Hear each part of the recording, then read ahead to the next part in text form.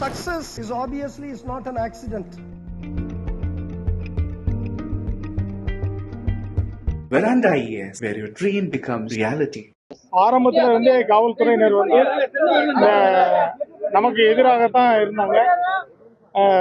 இதற்கு நம்ம 302 பிரிவின் கீழ் வந்து வழக்கு போட சொல்றதுக்கே வந்து ரொம்ப நாள் ஆச்சு. அதுக்கு நம்ம பல போராட்டங்கள்லாம் எடுத்து நம்ம வந்து 2 பேருடைய பாடியை வாங்க முடியாதுன்னு சொல்லி ஸ்ட்ரைக்லாம் பண்ண பிறகு தான் அந்த வழக்கே பதியப்பட்டது. அதன் பின்னர் சிபிசிஐடிக்கு போய் அதுக்கப்புறம் சிபிஐக்கு வந்தது. சிபிஐக்கு போன பிறகு வழக்கு ரொம்ப நேர்மையாக நீட்டாக போச்சு. அதுக்கு முன்னால் பாரதிதாசன் அவங்களும் அந்த வழக்கினுடைய முதல் ஆரம்ப கட்டத்தில் விசாரணையில் வந்து அந்த கமிஷன்லாம் வந்து மிக அருமையாக அந்த வழக்கை எடுத்து கொண்டு போனாங்க.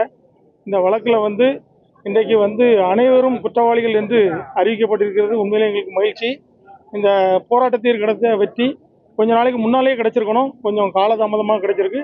இருந்தாலும் இது வந்து இவர்கள் அனைவரும் குற்றவாளிகள் தான். இவர்கள் வந்து ஒரு சாதாரண ஒரு செல்போன் கடை வச்சிருந்தது, கடையை அடைக்கிறதுக்காக லேட் பண்ணதுக்காக அந்த கோவிட் டைமில் அதற்காக அடித்து சித்திரவதை செய்யப்பட்டு கொலை செய்யப்பட்டவர்கள். அந்த பெனிக்ஸோட அந்த பாடியோட ஃபோட்டோ கூட அந்த டைமில் நான் எடுத்த ஃபோட்டோ கூட என்கிட்ட இருந்தது. அதில் பார்த்தீங்கன்னா பின்பகுதியில் முழுவதும் அதாவது தோலே கிடையாது. அந்த அளவுக்கு கொடூரமான ஒரு காட்டு முராண்டித்தனமான ஒரு தாக்குதலை இவர் நடத்தியிருந்தாங்க. இவர்களுக்கு ஏற்கனவே வந்து இவர்கள் மேலே எந்த வழக்குகளும் கிடையாது. இவர்களுடைய பிரேத பரிசோதனை அறிக்கையை நாங்கள் கேட்குறதுக்கு உங்கள் ஃபேமிலியோட போகும்போது கூட அதை தர மறுத்தாங்க. அப்போ கூட நாங்கள் ஒரு போராட்டம் பண்ணி தான் அதை வாங்க வேண்டிய சூழ்நிலை வந்துச்சு. இன்னைக்கு வந்து கடவுள் ஒரு மிகப்பெரிய வெற்றியை கொடுத்துருக்காரு. அவ்வளோ வரும் குற்றவாளிகள் வந்து நீதிபதி அறிவித்திருப்பது உண்மையிலே மகிழ்ச்சி. நன்றி. தண்டனை கொடுப்பதற்கான வாய்ப்பு இருக்கு சார், ஒரு அளவுக்கு இப்ப நீதிபதி இப்ப தண்டனை விவரம் சொல்லியிருக்கிறாரு. தண்டனை விவரம் 30ஆம் தேதி சொல்லியிருக்கிறாரு. உங்களுக்கு இது எப்படி இருக்கு சார்? அனைவரும் குற்றவாளின்னு சொல்லிட்டாரு. 1.5 மணி நேரம் தீர்ப்பை வாசிச்சிருக்காங்க. அதுல அந்த பல சாராம்சங்கள் எப்படி சித்திரவதை நடந்தது அப்படிங்கறத சுட்டி காட்டியிருக்காங்க. அதெல்லாம் நீங்க கேட்கறது இதுல வந்து நிறைய விஷயங்களை நீதிபதி சுட்டி காட்டியிருக்காங்க. அந்த பிளட் ஸ்டெயின் வந்து ரத்தம் வந்து ஒரு லத்தியில இருந்தது, அதை வந்து டிஎன்ஏல மேட்ச் ஆயிருக்குன்னு சொல்லியிருக்காங்க. மற்ற கம்புகளில் இல்லை அப்படின்னு சொல்லி எதிரி தரப்புகளில் வந்து வாதாடும் போது அது தேவையில்லைன்னு சொல்லி அதுக்கான நிறைய வழக்கின் முன் உதாரணங்களை நீதிபதிகள் எடுத்து வச்சாங்க. எனவே அதை ஏற்றுக்கொள்ள முடியாது. ஒரு லத்தியில் ரத்தம் இருந்தாலும் அது மேட்ச் ஆகிருக்கும் போது அது வந்து அவர்கள் அடித்ததுனால தான் அது நடந்திருக்குன்னு. ரெண்டாவது, அங்கேருந்து அவர்கள் வந்து கோயில்பட்டி கிளை சிறைக்கு ஒரு தனியார் வாகனத்தில் கொண்டு சென்றிருக்கின்றார்கள். காவல்துறை வாகனத்தில் கொண்டு செல்லாமல் அந்த தனியார் வாகனத்தினுடைய சீட்டெல்லாம் ரத்தம் பிளட் ஸ்டெயின்லாம் எடுத்து மாதிரி எடுக்கப்பட்டிருக்கிறது. சிபிஐ மொத்தத்தில் இந்த சிபிஐ வந்து இந்த வழக்கை மிக நேர்மையாகவும் திறமையாகவும் அந்த வழக்கை கொண்டு போனாங்க. அதனால தான் இந்த வழக்கிற்கு ஒரு முழுமையான ஒரு வெற்றி கிடைத்திருக்கு. காலம் நீண்ட காலமாக இருந்தாலும் நேர்மையான ஒரு சரியான சாட்சிகள் மூலம் இந்த வழக்கு நிரூபிக்கப்பட்டிருக்கிறது என்பதை நீதிபதி சிசிடிவி ஃபுட்டேஜ் ஒவ்வொரு இடமா எல்லாத்தையுமே சொன்னாங்க. எந்தெந்த இடத்துலலாம் வந்து இது வந்து அவங்கள டினை பண்ணி சொல்லிட்டே வந்தாங்க. நன்றி, எல்லாருக்கும் நன்றி. மத்திய மாநில அரசுகளுக்கு ஏதாவது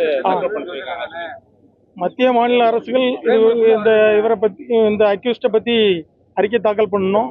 அதுபோல் நன்னடத்தை அலுவலர் அவர் வந்து இவங்களை பற்றி ஒரு அறிக்கை தாக்கல் செய்ய வேண்டும். இவருடைய மனநலம் சார்ந்த சோதனை நடத்தப்பட்டு இவர்கள் அக்யூஸ்டுகளுடைய மனநிலைமை குறித்து ஒரு அறிக்கை தாக்கல் செய்யப்பட வேண்டும் என்று சொல்லியிருக்காங்க. எல்லாருடைய தண்டனைகளும் நாங்கள் விரிவாக அறிவிப்பேன்னு சொல்லியிருக்காங்க. சார் பெனால்ட்டி, அவங்களுக்கு பெனால்ட்டி போடுறதுக்கு அவங்களுடைய சொத்து மதிப்பு, அவங்களுடைய கடைசியாக வாங்கின சம்பளத்தினுடைய அந்த சான்றிதழ்களை மாநில அரசு சமர்ப்பிக்கணும்னு சொல்லியிருக்காங்க. கூகுள் டைமிங் பற்றி சார் இரவு 8 மணிலேருந்து அதிகாலை 3 மணி வரைக்கும் தொடர்ந்து தாக்குனாங்க. அவங்களுக்கு திருந்ததுக்கான வாய்ப்பெல்லாம் கிடைச்சா அவங்க திருந்தலை அவங்க அப்படின்றதெல்லாம் சொல்லியிருந்தாங்களா? அதை கொஞ்சம் விவரமாக சொல்லுங்கள். ஆக்சுவலாக வந்து